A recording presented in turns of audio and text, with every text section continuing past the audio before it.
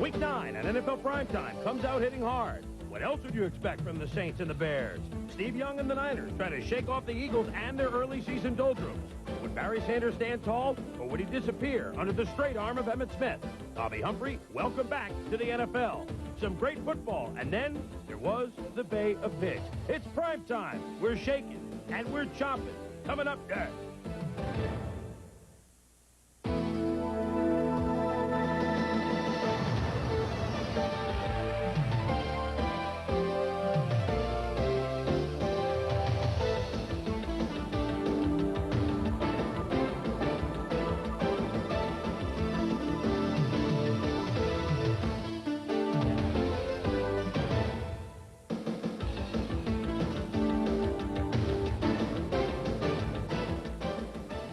Everybody, I'm Chris Berman, and welcome to Week 9's edition of NFL Primetime. And with me, as always, my compatriot, Tom Jackson. And we've got some great games and some games that little shaky. But we prefer to talk about the great ones. We'll show you all of them. Let's get you caught up on the late scores around the National Football League.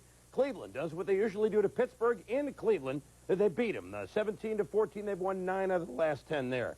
Denver and New England, a game of only field goals. The Patriots down inside the 10. The clock ran out. Denver wins at 9-6 at Foxborough.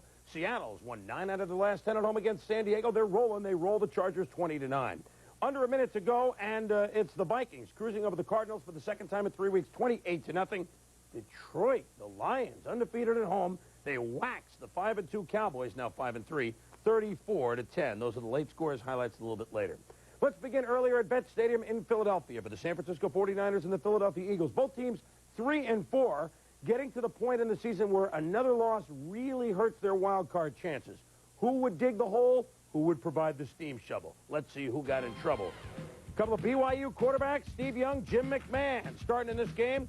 First quarter, 3rd and 13. Steve Young steps up, and he finds John Taylor. Nice wing, first possession, touchdown, 7-0 San Francisco. Steve Young can move, Tommy. Well, he can move, and his ability to avoid the rush always gives him a little extra time to throw the ball. But he also has the poise as he scrambles to his left to find that second or third receiver, throws back across the field to keep Henderson for a 22-yard gain. Young didn't even throw for 100 yards, but he was sharp, wasn't intercepted at all, and that's the key. Long day for Jimmy Mack, Tom. Charles Haley absolutely owned rookie tackle Anton Davis, went outside with the outside rush right there, and this hit on McMahon put him out with a sprained knee. So McMahon was gone, and recently signed Jeff Kemp came in a very scary moment. Larry Roberts, Michael Carter pressure him. Kemp showing some moxie being wheeled off the field, but he'll undergo a CAT scan tomorrow. He has a concussion. We wish him well. Meanwhile, trying to rally Philly, but no. Well on that interception was Don Griffin. As McMahon came back, couldn't do the job, and the 49ers defense turning in the effort as they beat back the Philadelphia Eagles. They played McMahon. They played Kemp. They even got Gable in. It didn't matter. The 49ers are back. They're even their mark at 4-4. And they win at 23-7. 3 fumbles, an interception. Bill McPherson's group on defense doing the job for San Francisco. Well, I think it's a case of getting back to basics, and what they do best is rush the passer when they're playing well. The last 2 weeks they had no sacks. Today they had 6 sacks total, 3 compliments of Charles Haley, and that's without Kevin Fagan or Pierce Holt. So the 49ers are back to playing good defense. Plus, the Eagles, who don't run the ball very well, they did hold them to 29 yards, too, as well. So remember, 39 points a couple weeks ago against Atlanta. What's wrong with the Niners defense? Answer, nothing. The last 2 games they've given up a combination of just 10 points, and the Birds have lost 4 in a row. We have a major game tonight on ESPN, the undefeated Redskins at the New York Giants. Mike Patrick, Joe Theismann. Hog-noses tonight at the bottom of the hour, 7:30 Eastern Time. We've got more to come up on this edition of NFL Primetime. The undefeated Redskins coming up later. And would the Saints stay undefeated? Would the Oilers have only lost once? Will they be able to do what they usually do to the Bengals? We'll show you in a moment. Coming towards football.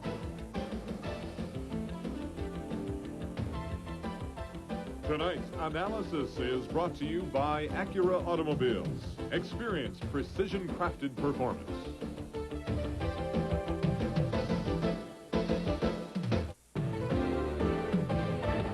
NFL Primetime is brought to you by Smooth Busch Beer and Easy Drinking Busch Light.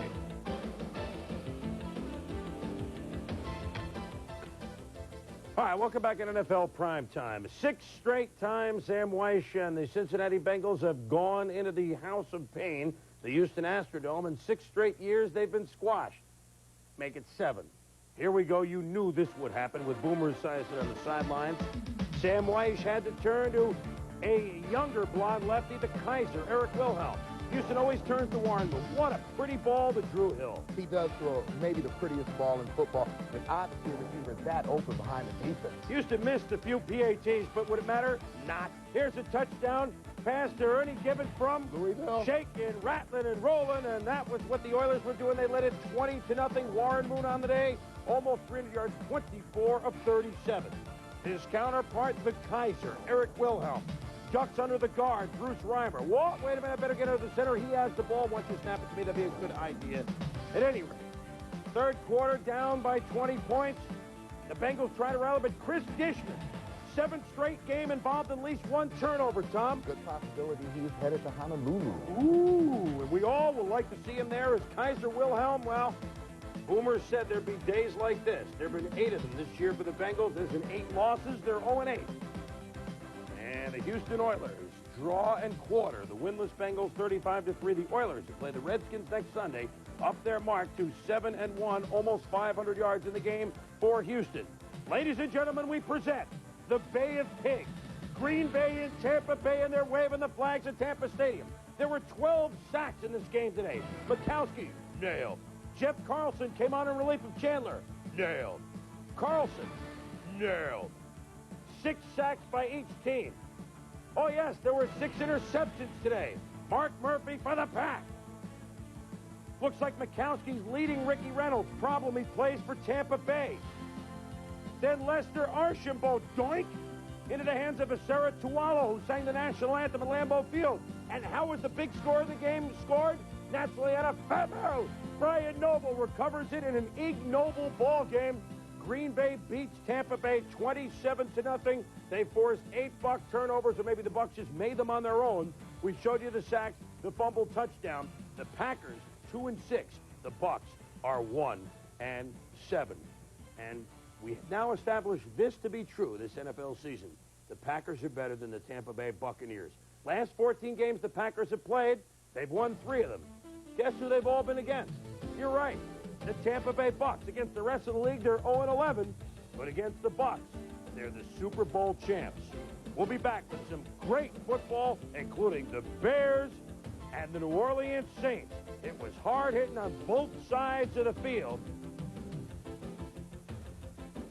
And we've showed you that Jimmy Mack Rose. ready to rip and read the Giants. 7:30, the Skins and the G-Men coming up on ESPN. Do you like football? That means you do like defense. Then you would love the Bears at the undefeated New Orleans Saints today. The Saints are 7-0 because they've showed plenty of guts this year. But the Bears wrote the book on guts. You don't believe it? Let's take a look. Bobby Hebert sat out last week. He started today for the New Orleans Saints. And early on, the last time he played on this field, he was MVP in the Super Bowl. Richard Dent tests Hebert's injured right shoulder early. Hebert hung in, though. In the face of a steady Bears blitz, Hebert goes short to Floyd Turner, and Turner's going to rock and roll. Gets a block downfield, and he's gone for a 65-yard touchdown. With the Saints defense, that's just about enough, right? 7-0, New Orleans.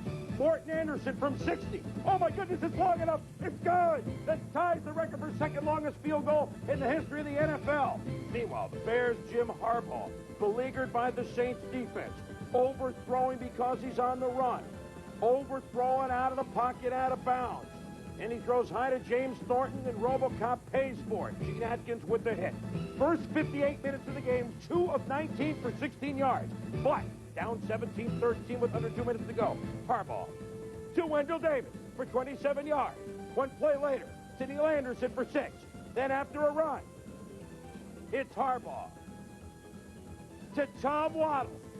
All of a sudden, 3 for 3 on the drive. The Bears beat the Saints 20-17, despite the fact that the numbers, they've 36 yards total passing. Who cares? The Bears beat the Saints 20-17. Afterwards, Mike Ditka reflected on what kind of game it was. Man, this is what it's all about. I mean, people are getting snot knocked out of them out there. That's a good football game, boy.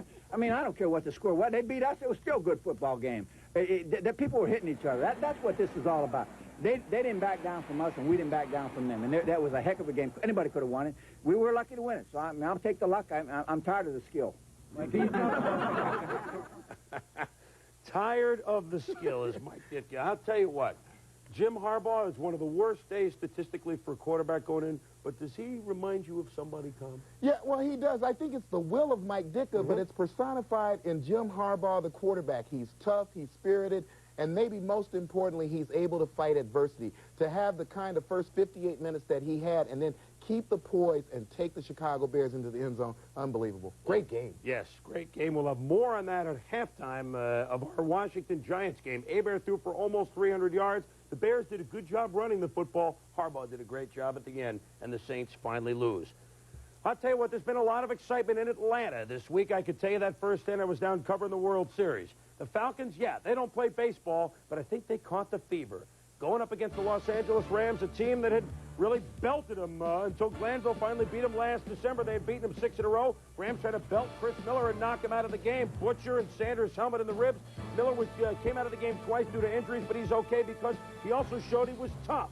Yes, he is. Look at him hit the defender like that after you've been getting smacked all day. That's right. Darrell Henley bounced out of bounds instead. Miller to Andre, bad moon rise at 20 yards and chop, chop, chop. That's what they were doing to the Los Angeles Rams today, Tom. Ryson runs a really good corner route here in between 3 Rams, finds the edge of the end zone, taps the feet because he doesn't know how close he is, and then begins the chop.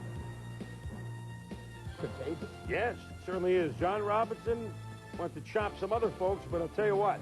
You watch Chris Miller step back and hit Michael Haynes in stride. He beats Jerry Gray for a 55-yard touchdown. Miller threw for 237 yards. The Falcons led it 28-0. Mike Peel just rips off the helmet of Mike Ruther. That was the only win that the Rams had all day. Dion, what, just buy that hat? Still has a tag on, Dion. Come on, you can afford the designer cap. Atlanta beat the Rams 31-14, and the Falcons 2 weeks ago beat the 49ers, and they play again next week. This week they belt the Rams 31-14 to even their mark at 4-4. Vikings and the Cards in Phoenix. They say that as Herschel goes, so go the Vikes. They haven't gone well for Jerry Burns. So is this an indication when Herschel gets nailed? And here Herschel trying to catch the pass, takes his eye off of it, tries to run just before he had it. Rich Gannon completing a pass to himself. Vikings pulling out all the stops. Second quarter, he finally completes one to a teammate, Hassan Jones. They lead at 7-0. Third quarter, Herschel. Well, now he's starting to go. The sun came out on the wet field, and look at Herschel like this salad days. 16-yard touchdown. The Vikings get a 14-0. Herschel ran for 73 yards and 3 touchdowns after the second time in 3 weeks. It was the Vikings over the Cards. So we now know that Green Bay's better than Tampa Bay. We know Minnesota is better than Phoenix this year. This much we do know. They win today by the count of 28-0. Let's get back. We had to show it to you so quickly. That field goal by Morton Anderson in the last play of the first half. He boomed it in there, and that 60-yard field goal is the second longest in NFL history. Interesting, though, he doesn't even get the team record naturally because Tom Dempsey of the Saints, 1970, has the record with the 63-yarder. Steve Cox for the Browns had a 60-yarder. Tony Franklin for the Eagles. Stoyanovich for the Dolphins at 59-yarders. But Morton is on the honor roll, as you knew he would be. John Elway leading the Broncos against his old defensive coordinator, Joe Collier, who knows a little bit about John. Could he bring him down? We'll be back.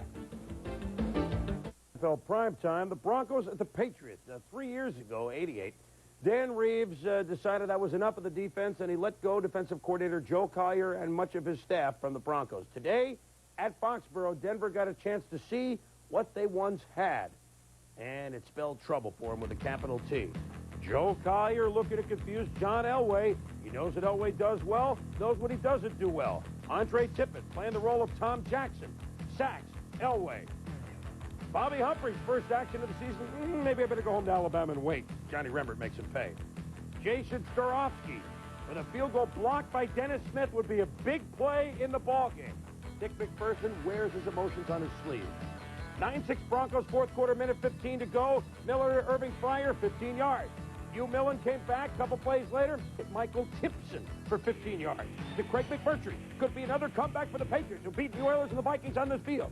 No timeouts to go. Millen, get rid of it, son, or get in the end zone. Uh-oh. Tick, tick, tick, tick, tick, tick, tick, tick, tick, tick. They can't throw the timeout. Where's the clock? Put it down. They can't get set up, and the time expires before the Patriots can do anything about it. They got close, but the Broncos stay in first in the AFC West with a 9-6 win. Let's go out to other teams in the AFC West, the Chargers and the Seahawks. Derek Fenner, 8 touchdowns in 8 games at this time last year. Hadn't played well, was benched last week, but he's back in with a touchdown. It's a 7-0 Seahawks lead. Look at the job they do on Seau. Here, Brian Millard and Grant Fiesel push Junior Seau off the line of scrimmage, allowed Derek Fenner to get into the end zone. Things briefly we look up for the Chargers. Dave Craig, second game back from his injury, picked off at the goal line by Gil Bird, his 5th of the year, and Gil Bird put him in the Pro Bowl before he retires. He's having another standout year for the Lightning Bolt. Seahawks led at 10-9 to the 4th. Craig to Mike Miami Tice, the tight end in the end zone. Hey, Tice doesn't catch many balls, but he's a good blocker, and he knows Dave Craig very well. That's why he's his second tour of duty back with the Seahawks. And Seattle has beaten the Chargers 9 out of the last 10 in the Kingdom. They win it 20-9 today. The Lightning Bolts fall to 1-8. Steelers and the Browns. Once upon a time, a huge game in the NFL. Now, at least this year, just one of them on the schedule. Steelers driving, the Browns 21. Browns leading 3-0. Neil O'Donnell starting his second game for Bobby Brister, picked off by David Brandon. Brandon, the hero in the overtime win by the Browns against the San Diego Chargers, lugs it all the way back for 40 yards. That sets up a 3rd and goal to 2. Bernie Kosar, when you're hot, you're hot. He hasn't thrown an INT all year. Tipped by Willis. Oh, it's a touchdown. Look at Leroy Horde, just like you diagram it by Belichick. Yeah, this is just the way you draw it up. Willis got a hand on the ball in case of Horde being in the right place at the right time. It's a 17-14 Cleveland lead in the 4th quarter. O'Donnell to Louis Litt. Yes, he makes the catch. O'Donnell threw for 221 yards, sets up a Gary Anderson field goal. Are you kidding? He missed. He actually missed. Tough to kick there. Chuck Noll knows that he has one of the best. Doesn't miss very many of these, does Anderson. But this one cost them as the Browns, even their market 4-4, the Steelers fall to 3-5. 17-14, Cleveland wins. Kosar now second on the all-time list, 262 straight passes without an interception. The record, Bart Starr, 294, set in 64 and 65. Let's go back to the Patriots-Broncos game, Tommy. At the end of the game, they let too many seconds tip off on the clock before Millen ran the last play. Experience and inexperience here? Well, I think so. When you comes to talking about these quarterbacks, John Elway, very adept at driving a team at the end of the game. He was able to get his team down for a field goal, and I thought just the youth of Millen at the end of that football game was what cost them at least a tie and an opportunity to win in overtime. And the Broncos tiptoe past a game that they could have lost, and, hey, they're in first place. They need not make excuses. But the defense did confuse John Elway, as you thought that they might have today. The Patriots building a little character. They just didn't build a win today. When we return, we have more on this edition of NFL Primetime. Don't forget, we're steamrolling toward our ball game. The Redskins at the Drewbird. 100-yard receivers today. Floyd Turner caught most of Bobby Hebert's passes today. 7 for $179 in a losing cause. Michael Irvin and Novacek had big days. Didn't work. We'll show you that game in a moment. Drew Hill, a big day from Warren Moon in the win. Falcons won big, thanks to Michael Haynes and company. Primetime continues in a moment. We've got you covered from all angles.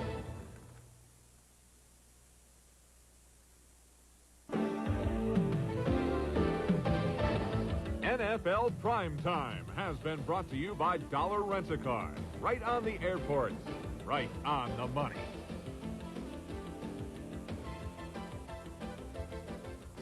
Want to update you on the situation of Eagles quarterback Jeff Kemp. He had a CAT scan performed on him a short while ago at a Philadelphia area hospital. He is okay, will remain in the hospital overnight for observation. A severe concussion, but fortunately, at least at this point, that seems to be the only problem with Jeff Kemp. Easy for us to say, but it looked like it could have been a lot worse. I'll tell you what, two teams that have been a lot worse until this year, the Cowboys and the Detroit Lions. Each went into this intriguing game at the Silverdome at 5-2. Top two rushers in the NFC. Emmitt Smith for the Cowboys, Barry Sanders for the Detroit Lions. Who would outrun whom? Rodney Peete left the game with an Achilles tendon problem in the Lions' first possession. So that meant that Troy Aikman was at center stage and hit Dave Novacek, the tight end, almost for a touchdown. Melvin Jenkins knocks him down at the 1, but the Cowboys do score at 7-3 against Wayne Fonz. Ken Willis field goal. Mark Spindler playing a big role for this young Lions. Blocks it. William White could go all the way. 55-yard touchdown. Lions special teams give him a 10-7 lead. Pete on the sidelines watching Eric Kramer run the offense. Not Andre Ware, it's Kramer. Kramer to Willie Green. Color of money as a touchdown. 26-yard, 17-10 Detroit. Aikman will fumble, and again, it's that man. You learned about him from draft day a couple years ago, Mark Spindler. And it sets up a field goal. Lions lead it 20-10. And then Aikman picked off deep by Ray Crockett. He just might go all the way. It's a celebration. Now get in there. Now it's a touchdown. Crockett, 95.5, then a half. It's a touchdown, and the Lions roll the Dallas Cowboys 34-10. So Lions up to 6-2, keeping pace with the Bears atop the NFC Central. Those two teams meet next week. Our game tonight, undefeated Redskins at the Giants. Giants have beaten them 6 straight times. Tommy, is it 7, or does this year the Redskins get their number? I don't know. As Joe Theismann said this morning, I think the key to this football game is the Giants have to win it, and I think that what they have to do to win it is put pressure on the quarterback, put pressure on Rippon. All right, well, that's coming up, and we got outstanding football. It was that Bears-Saints game we'll be talking about for a long time. And we'll talk more about it at halftime of our ball game. For Tom Jackson, I'm Chris Berman. Thanks for watching NFL Primetime. But now we have football.